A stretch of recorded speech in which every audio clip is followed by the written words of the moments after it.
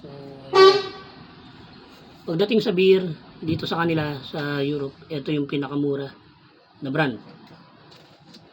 And then, ito yung leading brand nila. At syempre, ang Heineken. Sarap to.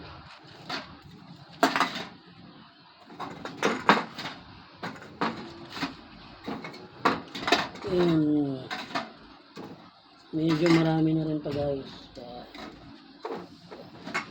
Tsaga-tsaga na sa pag-ipon. 2 weeks din naipon.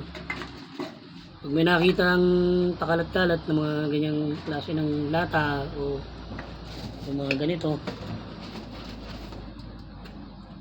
pulutin mo na. Pera yan.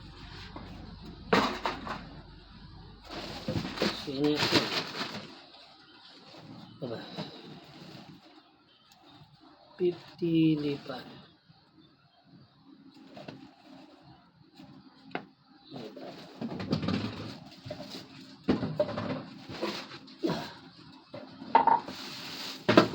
So meron nga pala dyan mga walang 50 lipa. Hindi to bibilangin ng ano, kakainin ng vending machine nila. Kapag halimbawa mamumulat ka lahat merong ganito.